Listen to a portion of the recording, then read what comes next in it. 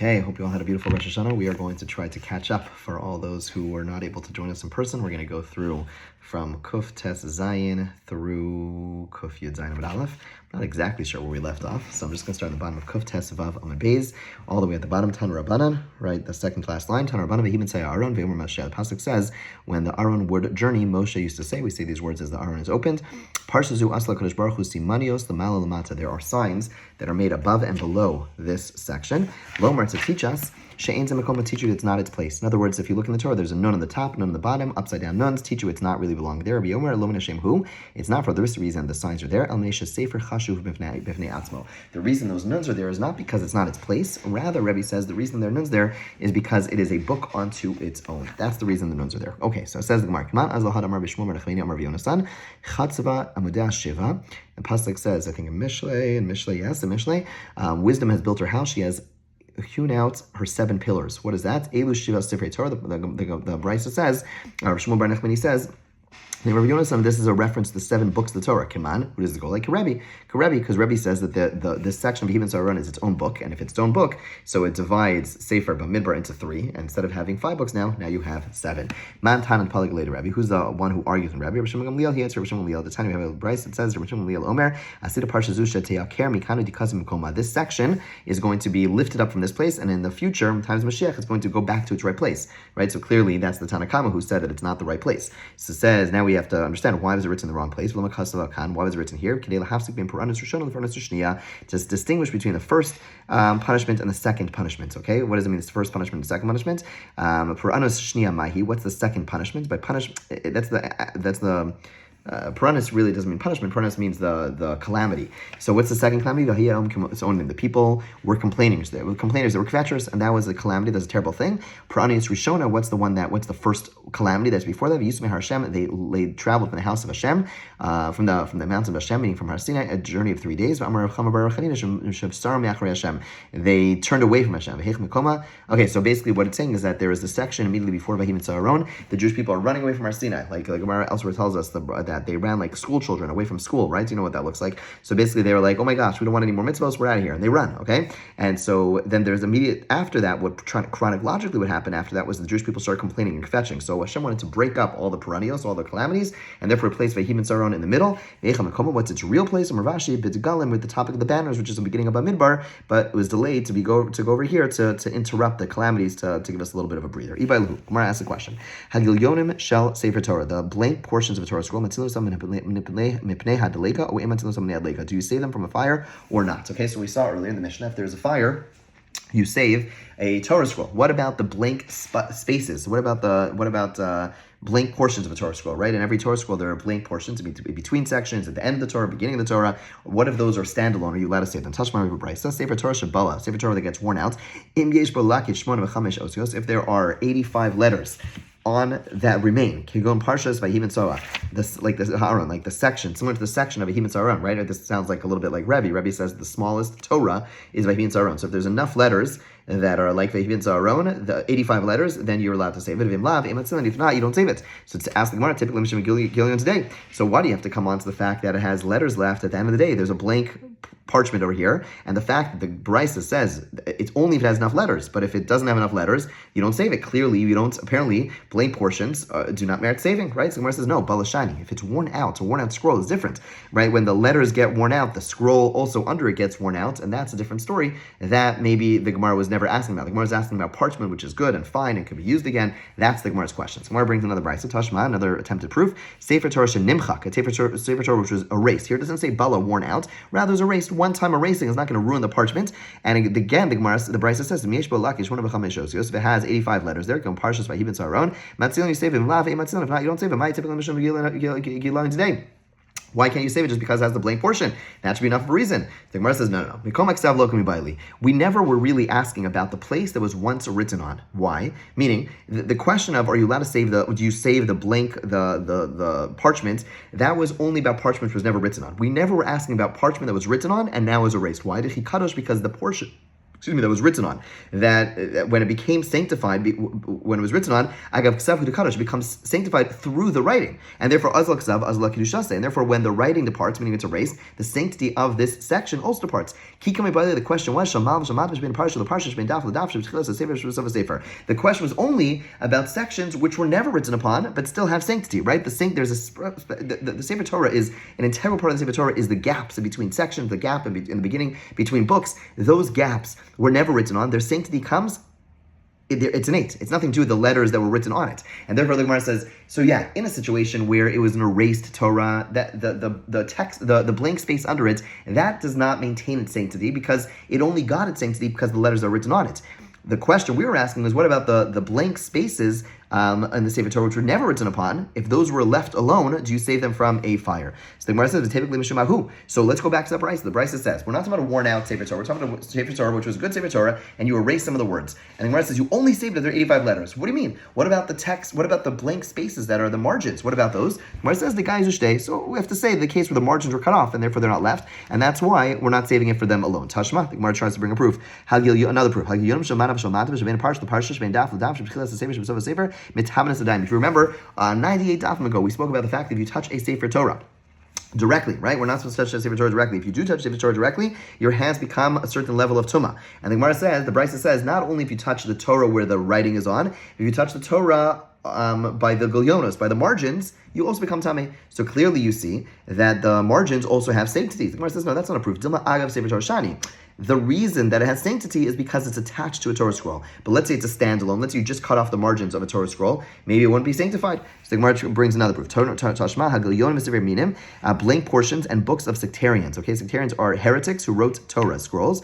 So if you have blank portions or books of sectarians, okay, you don't save them from a fire. We allow them to burn their place, they and their divine names. My love, We're talking about blank portions of a Torah scroll, and we see that we let them burn. Explicit. Gemara says, no, we're talking about the blank portions of those books written by the sectarians, written by the heretics. The Gemara says, what are you talking about? The Brisa just told me I don't save their books. Does it have to then say, oh, and I don't save the margins? Once I say you don't save their books, there's no need to say you don't save the margins. So don't try to tell me that the margins in this section, meaning in the Brisa, when it said margins, it was referring to margins of these heretical books. No, we're talking about margins of a Sefer Torah. The Gemara says no. This is a way to read the Brisa. The way to read the Brisa is to say that scripture, meaning Torah, written by these heretics, their books are just like blank portions, meaning they are not holy. Okay, so the Gemara leaves that unresolved, and now the Gemara is going to now talk about books written by heretics. Gufa. Okay. Blank portions of books of sectarians, meaning Tanakh written by heretics. We do not save it from a fire. On a weekday, what you need to do is you cut out the divine names, and then you throw out you put the names of Hashem in Shemus, and then the rest of it you throw out. Tarfon disagrees. Says akapach es banai. I will bury my son. Okay, there's like a strong way of speaking. She'im yavo liyadi shani esraf osames as karsh behen. This book, I will burn the book and all God's names in it. Okay, shafilu adam rodav, and then he goes further. Shafilu adam rodav achrav l'hagro. If a person was running after me to kill me, v'nachash rat lakisha, or a snake was running after me to bite me, nichnas veis avodah zarah, I will enter into a house of idolatry. V'nichnas v'atein she'ela, will not enter into the heretics' houses. Shalom akim kofrin. The Jewish heretics, they know their God and yet deny him. Whereas the gentle idolaters, they're not exposed to God, and therefore okay, that basically you forgot Hashem. You knew Hashem, you forgot Hashem. Fine. I'm Rabbi Shmuel Kavachomer. Rabbi Shmuel agrees with Rav Tarfon. He says, let me make a Kavachomer about the importance of burning these books. To make peace between a husband and wife, meaning in the parsha of Sota, if a man if witnesses see a woman, a wife who is warned not to go into seclusion with a man, going into seclusion with that man, the husband and wife are forbidden to be with one another. But there's a parsha called Sota, which basically has a ceremony where in that ceremony you take the section of the parsha of the Sota, and it has God's name there, and you put it in this water, and the name disintegrates. So Amra Torah Shemish Nechta B'Kedusha Yimachal Alamayim. My name, Hashem's name, which was written in holiness, should be erased into the water in order to make peace between husband and wife. These people, these sectarians. So some of commentators suggest we're talking about Christians over here, early Christians, people who many of them were Jewish themselves, or maybe were very knowledgeable about Judaism, and basically they were making the Jews feel like like they were hated by God, so they cause hatred between Hashem and the Jewish peoples. For sure, you should erase their the books that are written, the Tanakhs that are written by them. They do not have any sanctity. You should erase the name. And so Rabbi Shmuel is agreeing to retire from Valeim Amar David. David says about them, Halo misanach Hashem esna. Those who hate you, God, I hate. V'skom mecha uskotat. Those who quarrel with you, I will quarrel. Tachlis sinas enesim la'ivim hayuli. I will the extreme of hatred. I will hate them. They will be my enemies. Okay, so fine. Now the Brisa continues, going back to the first opinion, which says that you don't save them, right? According to Rabbi Shmuel and Rabbi Tarfon, you burn them. But according to other opinions, you don't burn them, but you don't save them. Just like you don't save them, you do not save them from a collapsed building or from water, from any other thing that is destroying them. Bottom line is, halach l'maisa, we rule, if there is a Tanakh, Bible, that is written by Kofrim, by heretics, by people who are not Jewish, you are allowed to throw such a thing out. Very often we'll have missionaries, not often, but once in a while missionaries come and drop off these Bibles by our house. You can throw it in the garbage. You should throw it in the garbage because we rule like Rav Tarfon and Rabbi Shmuel. The books of Be'avidan. Be'avidan was a place where they would have philosophical debates. Okay, so they would gather together and they would have these big debates. So then people would record those debates. So the Gemara is asked, so in those debates they would talk about Judaism, talk about Torah. Do you save those books from the fire or not? In Velav Rafi B'dei Ro wasn't sure. He wasn't sure. Why wasn't he sure? Because they're not really heretics. This was like a place of real intellectual inquiry with some caveats, which we'll get to soon. But basically, wasn't sure. Okay, Rav lo azl ve'avidan. Rav would not go to the debates at this place. V'cholshkin levei nitzrfei. You for sure would not go to the debates in Bei Nitzrfei. Bei Nitzrfei was a house of idolaters. There, you for sure wouldn't go. Shmuel levei Nitzrfei lo azl. Shmuel would also not go to Bei Nitzrfei because that was a place of idolaters. Levei avidan azl, but to go to Bei Avidan because again, there it's a place of philosophical inquiry, and that was fine. Okay, Amalei le Rava. Rava also would not go. And my tell us levei avidan. Why do you come to the debates of Be'avidan? Everyone's coming there. We would love to have you're brilliant, you're smart, you should get involved in these debates. So Amar Lahu would say, Dikla planya ika ba'orcha ksheli. There's a palm tree in the way and it's difficult for me to go past this palm tree. She said, the akra, let's uproot it. Doch de kashele, if you're going to uproot it, I'm going to maybe tripped, not going to go. Okay, obviously this is an excuse, right? Obviously, this is not like a real reason, but the point is that he was actually concerned, as we're about to see, that sometimes the debates would get a little bit fierce. Think about, in the not so ancient world, people have duels if you insult them. So these debates would get very fierce, and he was afraid for his life. And we have a story to support this. Mar bar Yosef Amar Ana Minayo Anav Lemistafina Minayo. Mar bar Yosef said, I'm on good terms with them. I don't fear them. Zimnachada Azal Ba'alis Ekune. One time he came, he was part of the debates, and his life was endangered. Okay, so obviously it's very dangerous. And now we have another story over here about these philosophers. So some of these philosophers would ostensibly be moral people, but one of these philosophers came across as moral, but he was rather immoral, and some of the sages wanted to expose him for who he really was. So Ima Shalom, a woman by the name of Ima Shalom, Devisa de Rabbi Eliezer, she was the wife of Rabbi Eliezer, Achte de Rabbi Gamliel Havai, she was the sister of Rabbi Gamliel. Hava Hahu Philosopha B'Shavuse, there was a certain philosopher in their neighborhood, Dahave Shakel Shema de Lo Mekal Shach. He had a name, a reputation, they would not accept bribes. So Rabbi Gamliel and Ima Shalom wanted to expose him for who he really was. She secretly brought him a golden lamp as a bribe, and then they went to go to litigate in front of him. Amrle, she said to the judge, I want an equal share in my father's estate. Okay, so her father died. Rabbi Gamliel and Ima Shalom's father died, and she says, I want to get an equal portion. So Amrlo, the judge said, Plo, divide it. Amrle, Rabbi Gamliel said, Ksiv lan bimkom bra barat loteris. In our Torah it says, where there's a son, a daughter does not inherit.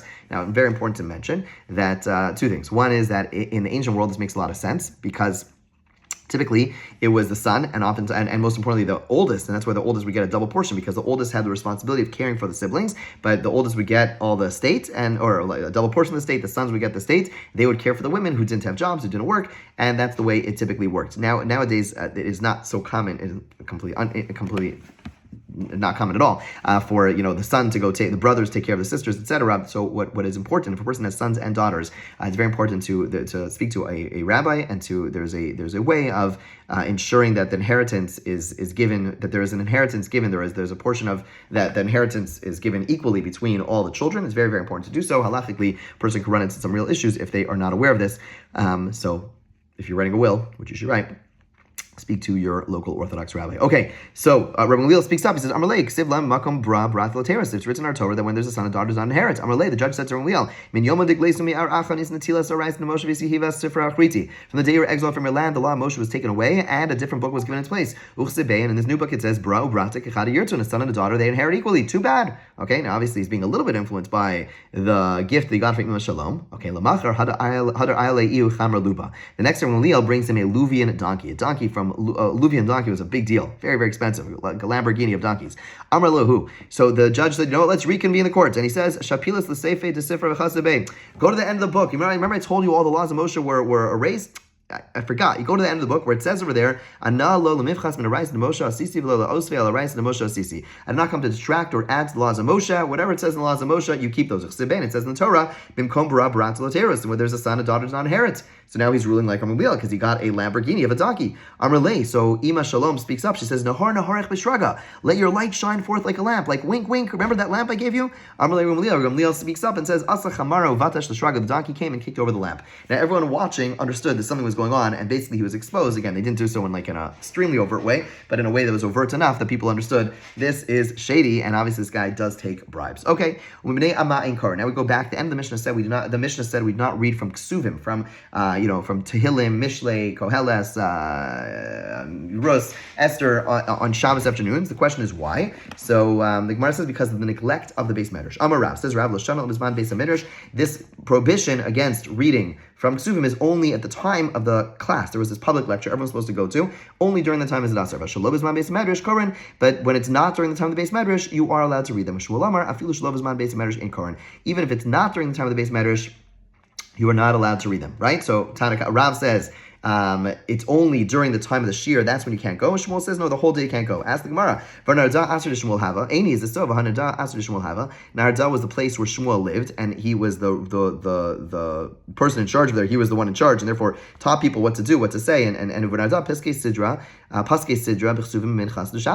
they would read from Ksuvim during Mincha. Shmuel just was on the record saying that even when it's not the time of the Beis Medrash, you're still not allowed to read Ksuvim. But in the shuls in Naharda, which he presumably had jurisdiction over, they would read Ksuvim during Mincha. So first the Gemara says, you're right, let's revise what was written. Rav says it's only forbidden in the place of the Beis Medrash. But when it's not in the place of the Beis Medrash, we're allowed to read them. Okay, so what does he mean?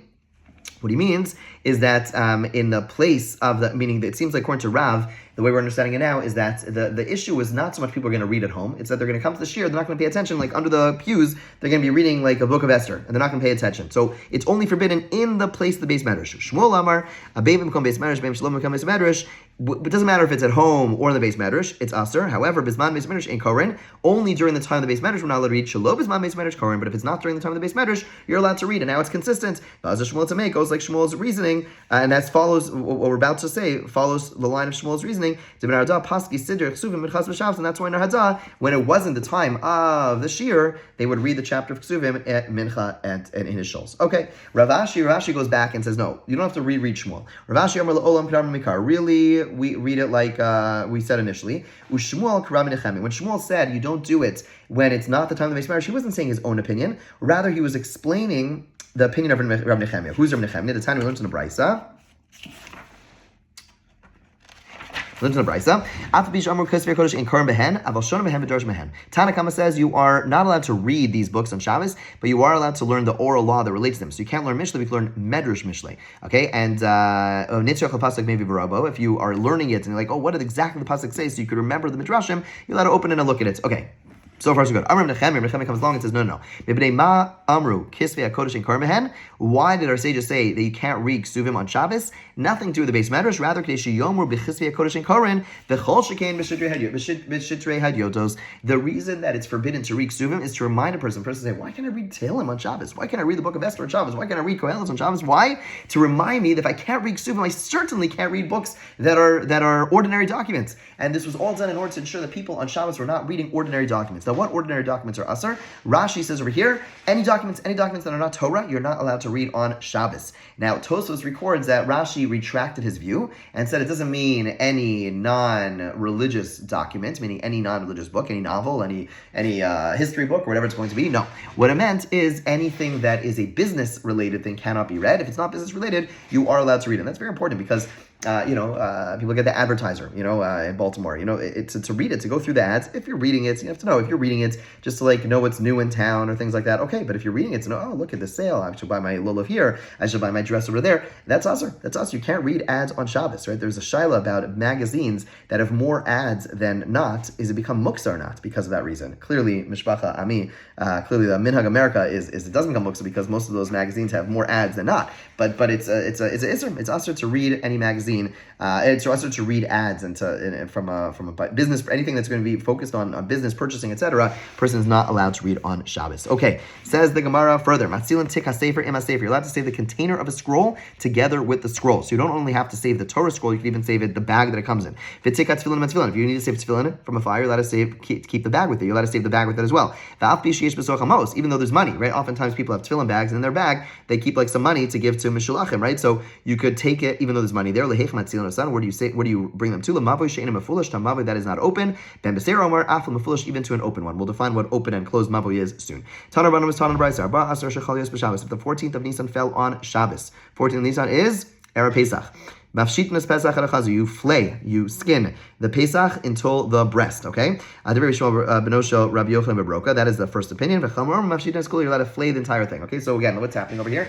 Karban Pesach is brought. It needs to be eaten on Pesach. So you're allowed to do some of the prep on Pesach itself. Skinning, flaying is normally Isser Daraisa, but you're allowed to do so to get ready. It's part of it's a need for not just a mitzvah, but it's a need for a karban. You're allowed to do so on Erev Pesach. The bait is, the first opinion says you're allowed to flay it only halfway. The second opinion is you flay it all the way. Okay, Bishlam, we understand the first opinion does because once you go halfway, that's all you really need to do. Why? Because once you go halfway, you're able to reach in and pull out all the parts that are going to go on the mizbeach. And so really, in order to reach the inside of the animal, you flay it halfway, and then you're good to go. El Rabbanan my time. Why do the Rabbanan allow you to flay the whole thing? Amar Rabba Barachana, Amar Rav Yochanan, Amar Kra, Kol Pol Hashem L'manei. The pasuk says all Hashem has done is for His sake, and what that means is that you're allowed to do things which are honorable for Hashem, and as long as it's seen as honorable for Hashem, it's okay. So what is the for His sake that is being done over here? Rav Yosef Amar Shli Asriach, because if you don't skin the whole thing, there's a concern it's going to putrefy, it's going to stink. Right? It gets captured in skin, it's going to smell. And you have the whole day, it's going to sit outside. It's Israel. Rava Amar Shli Kachesh Mai Mitam Knevela. He says not because it's going to get ruined, but because it'll look disgusting. It's going to look like a regular carcass, a worthless carcass. If it's skinned halfway, it looks like it's just like a regular piece of meat. One looks nice, and therefore you skin the whole thing. What's the difference between these two opinions? If it's placed on a golden table, okay, if it's placed on a golden table, then even if you skin it halfway, it looks special. If it's a day where there's a northern wind, it's a cold day, then even if you skin it only halfway, it's not going to get ruined. Okay. The Gemara says, Rabbi Shmuel ben Oshel, what is the one who argues the Chamim? What do they do with this pasuk? So he also says there's a relevance of this pasuk to the Karban Pesach and teaches us you shouldn't remove the sacrificial parts, meaning the parts that go on the mizbeach, before flaying the hide as far as the breast, because technically, as long as you make a small incision, you can really dig in and take out all the inner parts, but you should do so. My time, what's the reason? Because strands of hair or wool will get caught into the parts, and you can put those on the mizbeach. It's not so respectful. And therefore, you go halfway, you flay it halfway, and then you take the sacrificial parts. It's not going to get caught in the skin.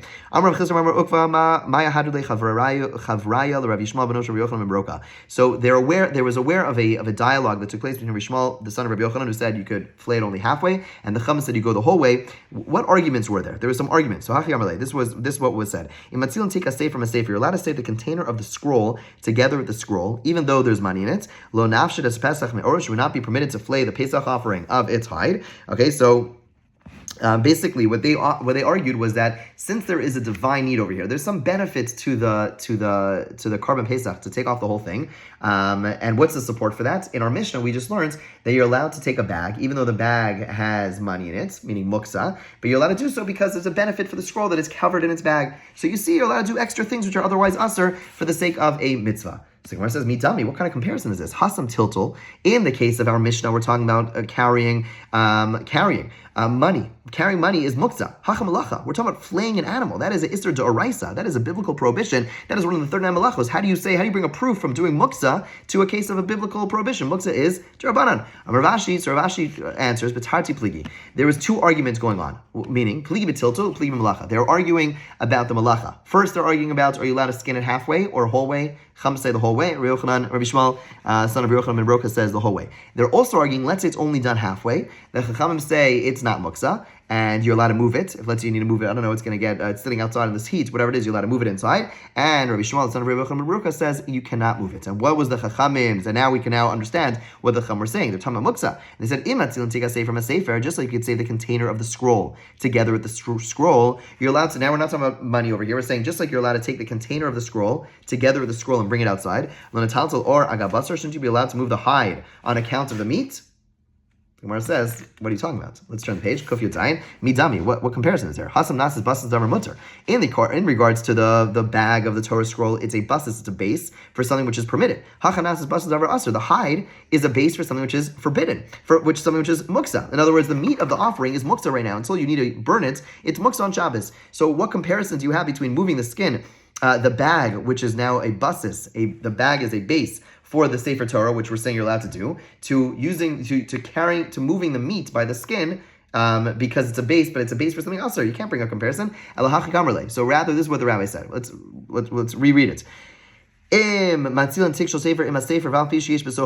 you're allowed to save the container of a scroll together with the scroll, even though there's money in it. Now we're going back to the second case of the Mishnah that says that you're allowed to carry the Torah scroll out, or the tefillin out, even though in that bag there's money.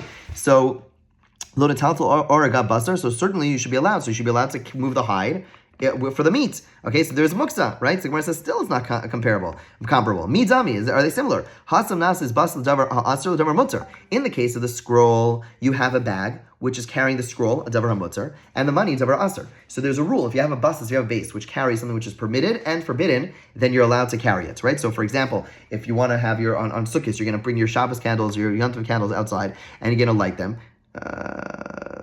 Okay, bad example because it's Yom Tov. Okay, whatever it is. Okay, fine. Bottom line is on Shabbos you have your candles that you want. Let's Shabbos and Yom Tov. So you have your Shabbos candles, and then you want to move them back inside. So after it gets extinguished, because you can't move it while the fire's on. But if you put on the tray, those candlesticks are muksa, but you also put on the tray your watch. Right? And it's a buses for a davar asr and a davar mutter. You're allowed to carry the base. But over here, over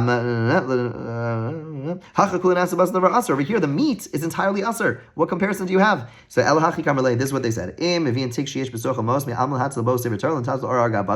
said, what about the case where, let's say you have a bag. Let's say you have a scroll that is uncovered, and you have a bag with money in it over here. So you're allowed to carry the bag to from one side of the house to the other, carrying muksa, only muksa. And then you wrap up the Torah in that bag, and you carry it. So same thing, you should be allowed to carry the meat, to save the meat, could carry the meat with the skin, just like you're able to carry the bag with the money in it. That should be the comparison. The Gemara says, wait a second, who says you're allowed to take a bag with money, bring it from one side of the house to the other, carrying muksa, to be able to carry it? So maybe you want to say, we learn it from the fact that the Mishnah said that when you have a bag that has both the scroll and money, you're allowed to carry it. And it didn't obligate you to push out the money and only carry the bag with the scroll. So maybe you could say that from there you learn that if you had a bag that just had money, you'd be allowed to use. The Gemara says, "Midami." Is that really comparable? In a case where we have a bag which has money in it and a scroll, the Chacham, we're not going to say, now start manipulating the bag so the money comes out, but the scroll stays inside. We're not going to do that.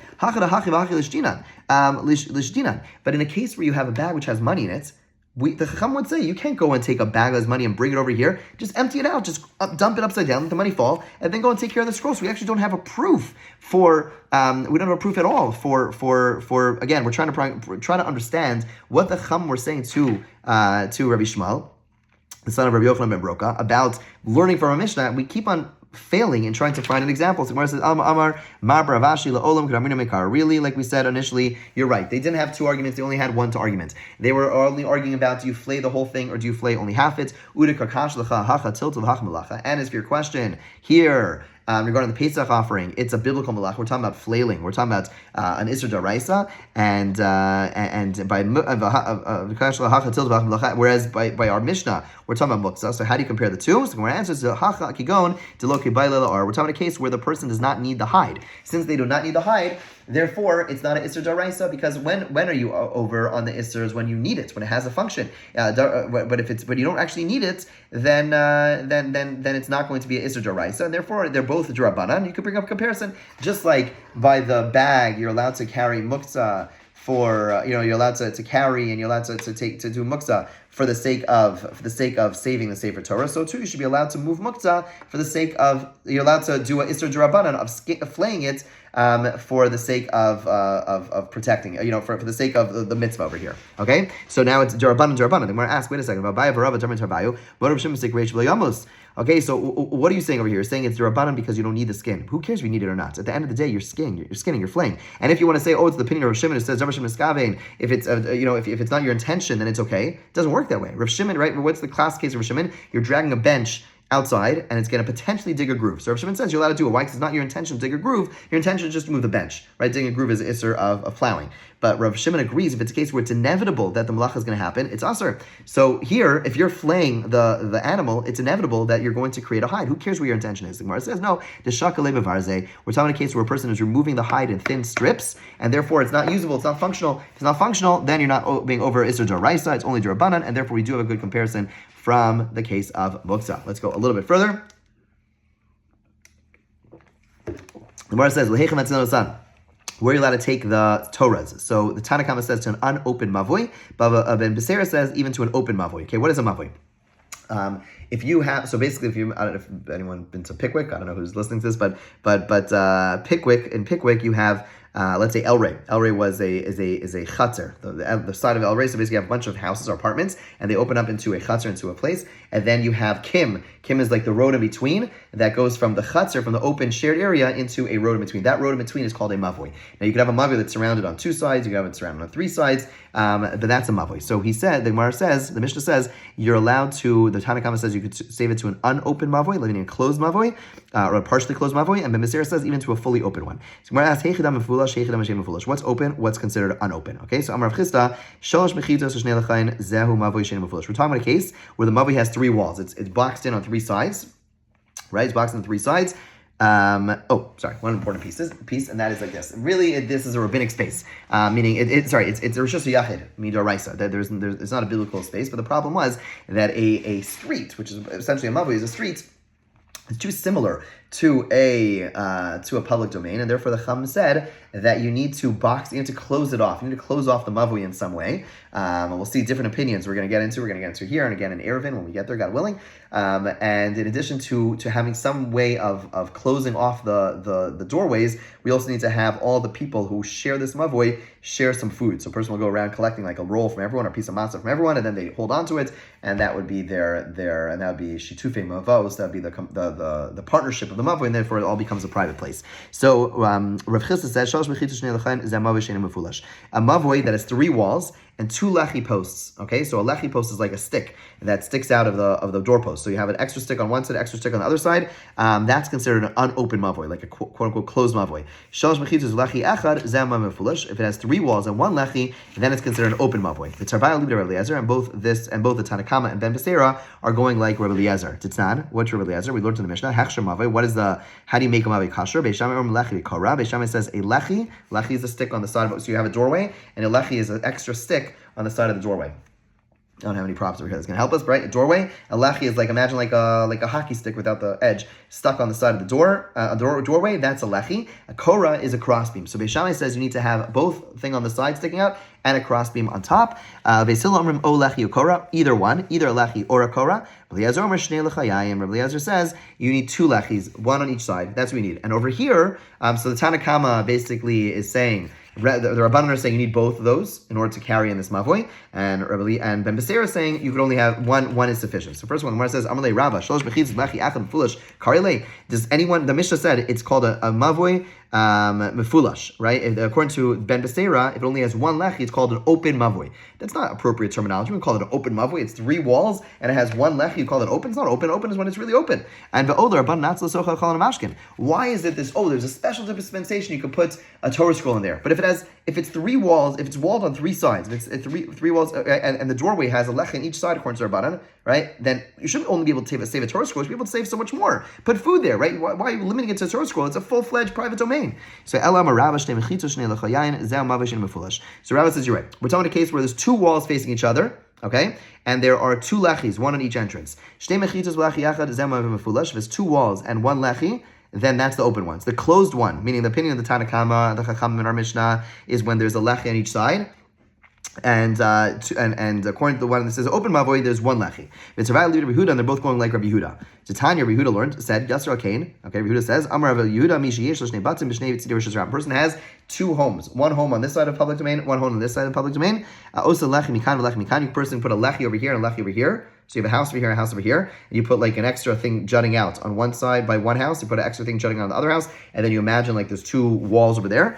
Okar mikan, or a korah, right, the top pole across. So you could carry in the middle. The Chacham disagree. They said no, you can't do this over a public domain. It's too wide open. Using these rabbinic walls, it's not enough. But the bottom line is, according to Rabbi Yehuda, if you have 2 lechis, you are golden. So Amarle Abaye,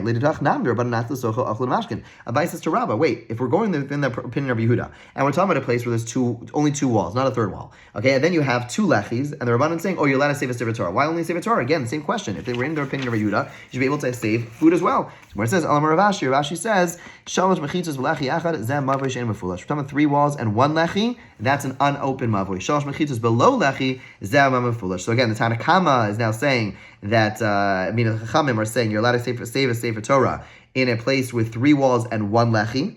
Okay, and that's called the unopened mavoi because it's partially closed. And then the Ben Beseira is saying 3 walls without any lechi. That's the open one. Even according to Eliezer, says normally you need 2 lechis. And that's when it comes to food and beverage. When it comes to saving Sefer Torah, 1 lechi is enough. Woo! Okay, well, God willing, pick up tomorrow. Have a great day.